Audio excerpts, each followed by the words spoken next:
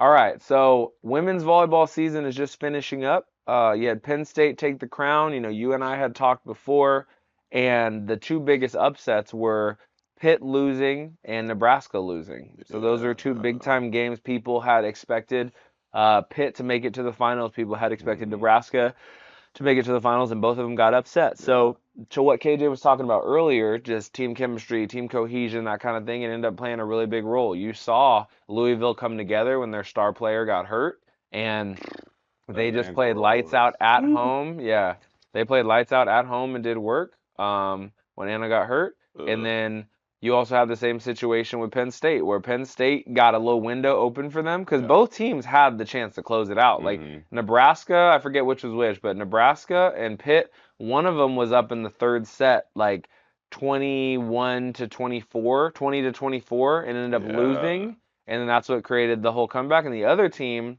had a situation where they had an opportunity to close out the second set Yeah. and they were up, I think 21 to 24, Yeah. let them come back, and then that's what made it like an even game. I think in that pig game, I think they were up big in a Pitt was set, up and then they 24 to let. 20, I believe, in the I third. thought it was. I thought it was bigger than that. I think it was like maybe an 8 or 9 point Yeah, lead, and maybe, but they let them come back. I I was know like, for a fact those are the two scores that I remember thinking about. There's one yeah. of them was Louisville ended up being down, I believe, 20 to 24. And who did Louisville play in the semis? Pitt? I thought that was the pit one. Okay, yeah, they were down 20 to 24 in the second set, And then and they came came out back. scored like six straight, Yeah. and they come all the way back and win it. And that's what made it 1-1 as opposed to Mhm. 2-0. Mhm. And then in the Nebraska game, they had 24-21, let Penn Mhm. State come back, and then that was the game that went all the way down to the wire, Yeah. and then Penn State took it. But a shout out to Penn State. You know, they had that outside hitter who transferred from Michigan State. Jess, I don't want to mispronounce her name, Merzik or Mzerzik, something like that, Yeah. but she was just like making She's the right shots at nasty. the right time, like going 4 to 4, hitting the high flat line out of system, tooling up and away. I think she also has probably one of the heaviest arms in Yeah, she was college. smashing. And it wasn't just like a 70% 4-4 Hmm. because everybody, if you play volleyball, like a area four swing, the area four swing is probably the hardest swing to take Yeah. as a pin hitter. Hmm. And she was crushing them, like hitting 100 miles per Yeah. hour, lighting people up, hitting people with the Yeah. ball. I was like, who's Yeah. sitting in for Yeah, they this? were not taking And it. She hitting was it lighting it up. inside Inside the of the 10 foot off line, block, yeah. inside the off blocker. Yeah. The off blocker Like was like, smashing it.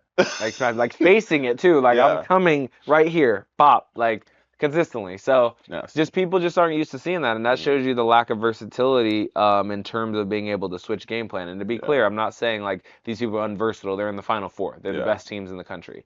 But when it comes to that top tier level, you know, when I think about my Final Four history, yeah, it's really about being able to make adjustments in real time. And if hmm, you don't have somebody in your gym doing these things, yeah, like it's hard in real time for young ladies and young men to be able to go, all right, I'm gonna conceptualize as a blocker. I need to move 12 inches further than I'm used to yeah, and do that every time and be okay with you hitting something else. Because in your hmm, gym, it might be, well, our best player always hits the line seam, so I got to close the seam. yeah, And in real time, like you're thinking about so much that you can't make that adjustment. And so that's the whole concept of being able to slow it down in your practices and go, all right, when we play somebody who hits 4 to 4, this is how we're going to play them. Let's rep that over a full week. yeah, When we play somebody who hits high flat off the block, hmm, this is the defense we're going to run. yeah, When we play somebody who's all tips and rolls and throwdowns, this is how we're going to play them. hmm, Now, let's run a practice or 2 or 3 or 4 where on the snap of a finger, you guys have to change the defense. Okay, 3 points, we're going to play it this way. Switch it. yeah, 3 points, we're going to play it this way.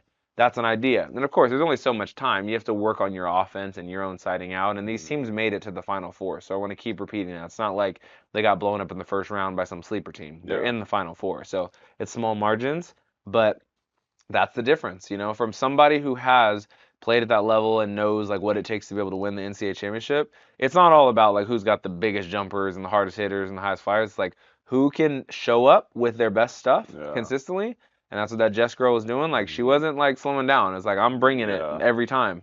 And then who can make the defensive adjustments? And that's what you didn't really see from Pitt. Like Olivia Babcock did not play badly. She was killing it. She had like 35 No. kills in a couple sets. I But think she hit records on kills in multiple matches, yeah, like over 30 kills, but which it's is like they could insane. not play defense and they couldn't Yeah. slide out at the end of the game. Like they Hmm. couldn't pass the ball up straight. Their H2 was like not so great finishing it out. So that's what it takes. So hats off to Penn State.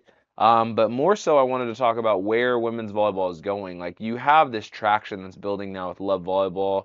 Like, so many of the national team players are Yeah. here in the States now. Like, they're Yeah. not overseas. They're here in the States playing on these Love teams with Love Mm. Texas, Love San Diego, Love here, Love there, Mm. and it's like building. And so we've talked about this in previous podcasts, but it's really a time. If you are a fan of volleyball, or honestly not a fan of volleyball, it's time to jump on the bandwagon. Like, if you 100%. want to get involved in the NILs that are coming, if you want to get involved in the jobs, the professional jobs, camera people are going to Yeah. have jobs. People who are sports marketers are going to have jobs. People who sell tickets, people who do events, people who host buildings, people who do real Mm. estate.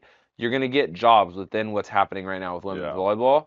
And it's smart of you to jump on the bandwagon because people who have the funds are starting to put it into this. Like, Yeah. $100 million that they raised for them to start things in this 2025, and it's only getting bigger. You have Joe Burrow, who you talked about, Yeah. he's involved. Kevin Durant's Yeah. involved. Jason Derulo's Yeah. involved. Like, there's so many people right now who are starting to get involved. I have personal friends, CJ Watson, he's Mm. like getting involved. Yeah. And it's continuing to grow, it's continuing to build. So I'm super excited for what's happening in volleyball.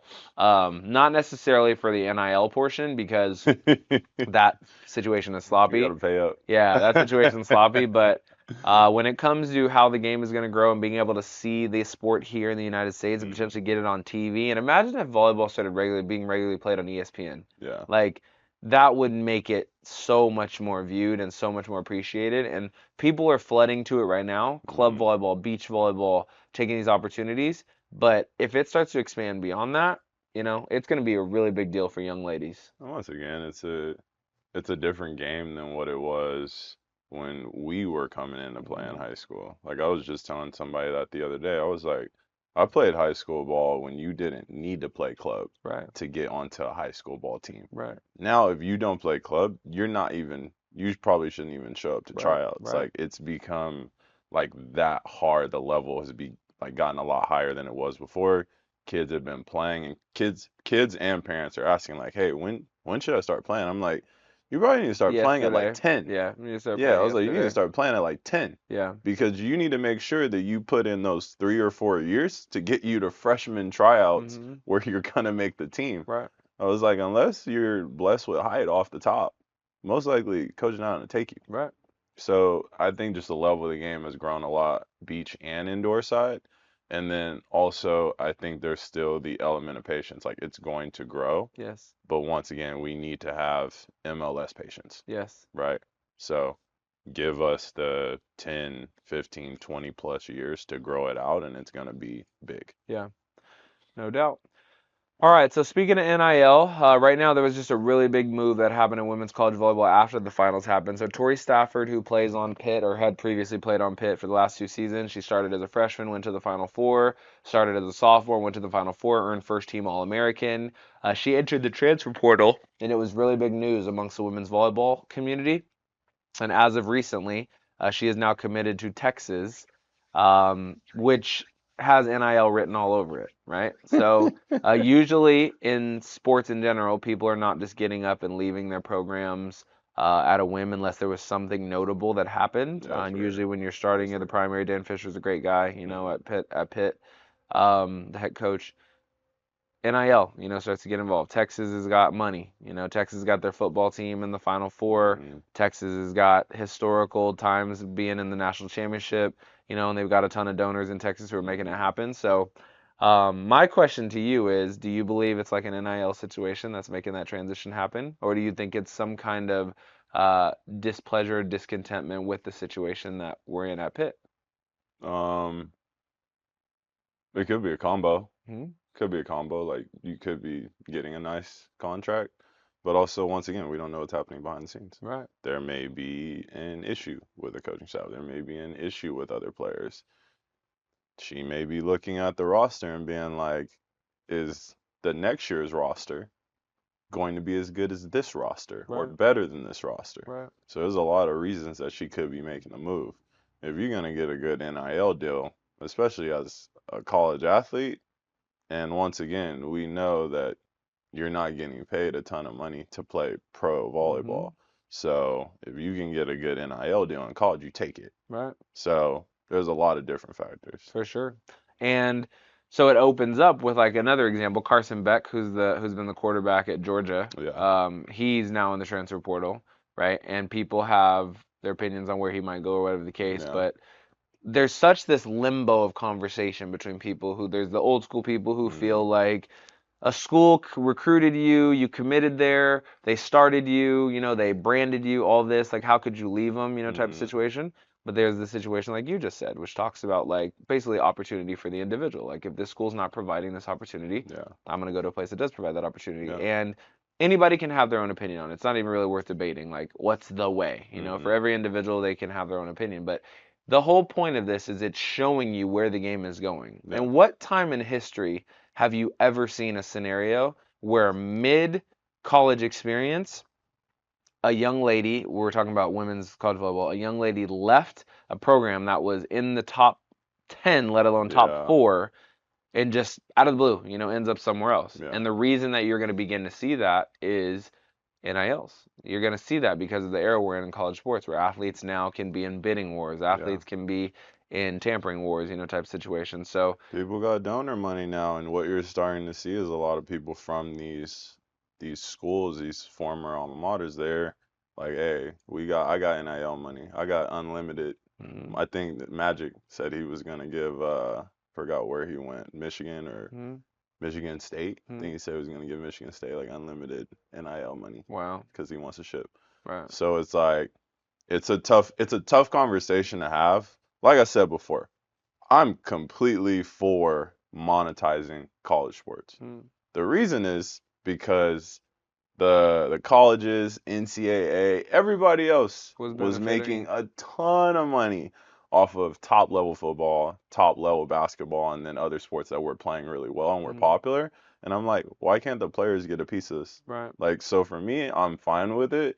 I'm not so fine with the jump ship situation where mm, you can kind of just jump into the portal whenever you want. That's a different conversation.